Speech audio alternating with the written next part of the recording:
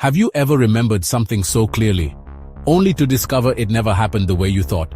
Maybe you swear the Monopoly man wore a monocle, or that Pikachu had a black-tipped tail, or that you definitely read Berenstain Bears as a kid, not Berenstain.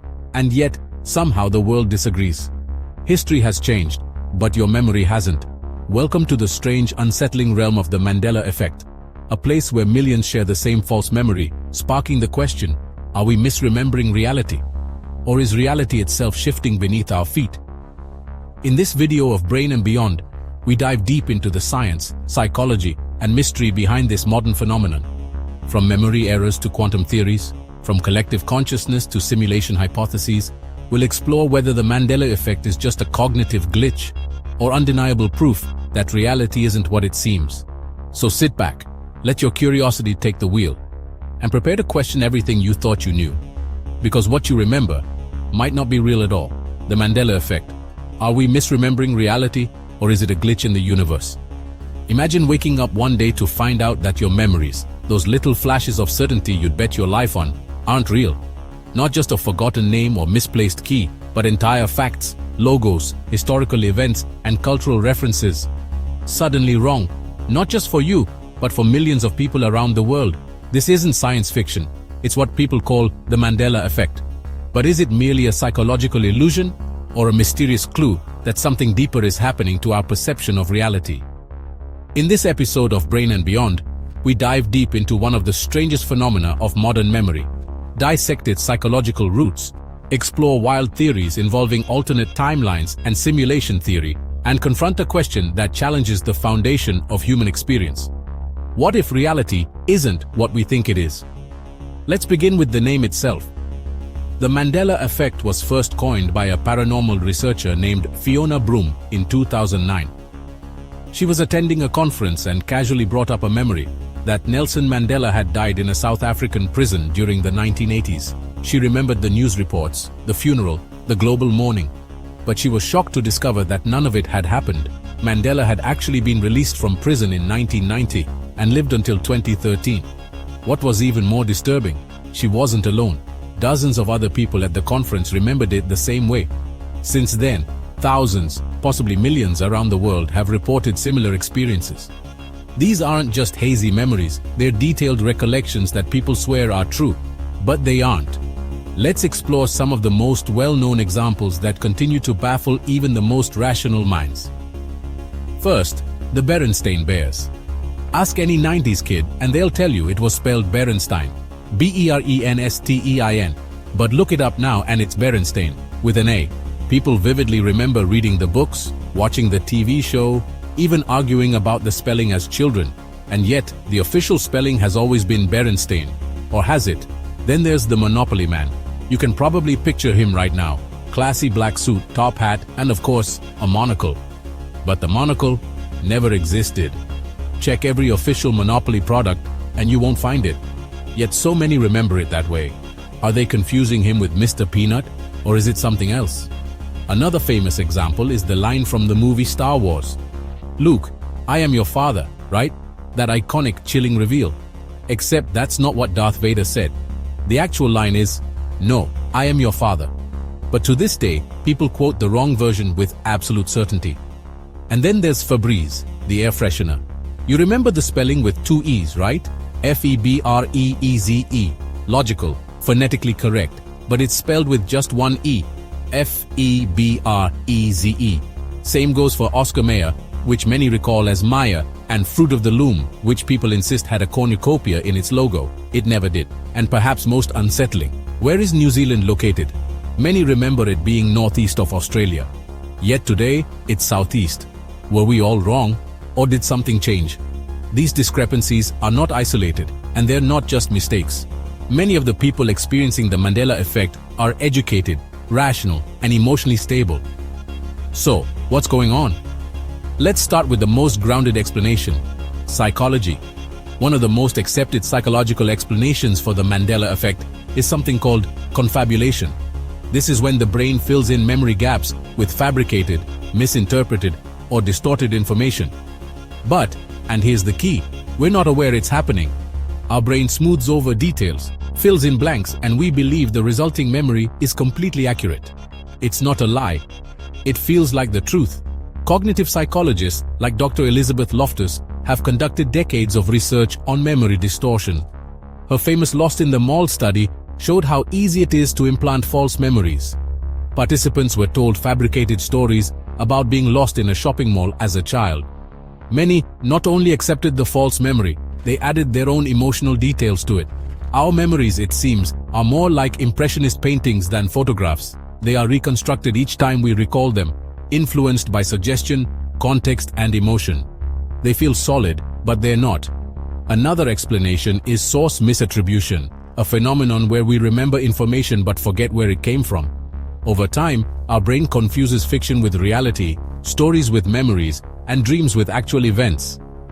If millions grew up seeing a parodied "Luke, I am your father" line on TV or in pop culture, they might mistake that for the original scene. But even if we accept these psychological explanations, a deeper mystery remains. Why do so many people misremember the same details in the same way? That's where the real intrigue begins. Some scientists suggest that shared false memories can be the result of collective memory convergence. Essentially, we're all exposed to similar cultural artifacts, memes, and social cues. When a wrong idea becomes widespread, it becomes real in the minds of the collective. But for many experiencing the Mandela effect, this feels dismissive. They don't just remember these things, they feel them in their bones. So let's entertain more mysterious possibilities. One popular theory is that the Mandela effect is evidence of parallel universes, that somehow timelines are crossing, and people from one version of reality are bleeding into another. In this view, you might have lived in a reality where it was the Berenstein Bears, and then somehow shifted into one where it's Berenstain. The change is subtle, but your memory retained the old timeline. Quantum physicists have theorized that the universe is not as stable as we think.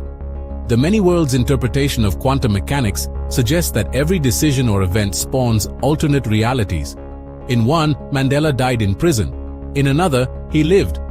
Could we be jumping between these worlds without knowing it? Another variation of this theory is the simulation hypothesis, the idea that our reality is actually a computer simulation. It sounds absurd at first, but this theory is taken seriously by scientists like Nick Bostrom and even Elon Musk, who once claimed there's a 1 in billions chance we're not in a simulation.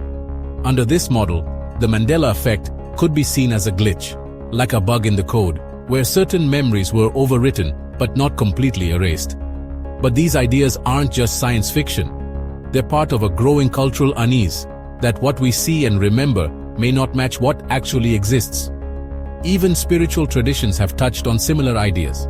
Hinduism and Buddhism describe reality as Maya, an illusion, a shifting veil over the true nature of existence. Some mystics believe that time is not linear, and that consciousness can move across realities or timelines. Could the Mandela effect be a faint echo of ancient spiritual wisdom? There are also religious and esoteric beliefs that see the Mandela effect as divine intervention, a sign that the universe, or even God, is altering the path of history in real time. Biblical verses that seem to have changed, sacred names that sound different, prayers remembered incorrectly by entire congregations, these shake people to their core. Take the example of Isaiah 11:6. Many people remember the famous line, "The lion shall lie down with the lamb," but today, all translations read, "The wolf shall dwell with the lamb." How is this possible? It's not just a forgotten phrase. It's printed on countless church banners, paintings, and sermons from decades ago. What changed? In online forums, Reddit threads, and YouTube comment sections, people share their Mandela effect experiences like survivors of some strange timequake. They express confusion, fear, even grief, not because they are forgetful, but because they feel something fundamental is being tampered with. But what if all of this points to something deeper about the human mind? Maybe the Mandela effect isn't about alternate universes or faulty memory. Maybe it's a mirror reflecting how fragile and malleable reality truly is. We like to believe the world is stable, that our memories are accurate, that facts are fixed. But the Mandela effect forces us to confront a harsh truth. Our perception of reality is subjective, incomplete, and easily altered. Let's bring this closer to home. Meet Sarah, a 34-year-old graphic designer from Chicago. She clearly remembers learning about a deadly volcano eruption in Hawaii in 1992 that killed dozens of people. She even did a school project on it. But now she can't find any record of it. No article, no textbook mention, nothing. Her teachers don't recall it either. She began questioning her sanity until she found online communities describing the same memory.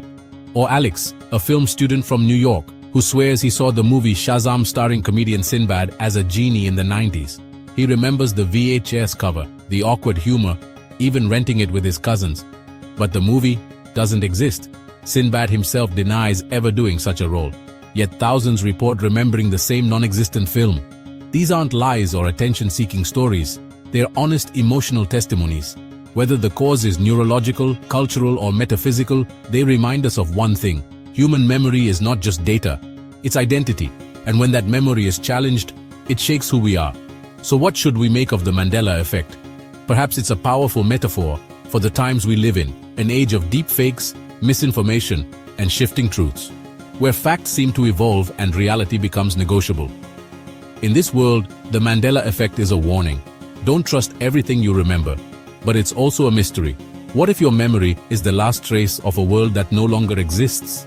Maybe we'll never know the full answer. Maybe it doesn't matter.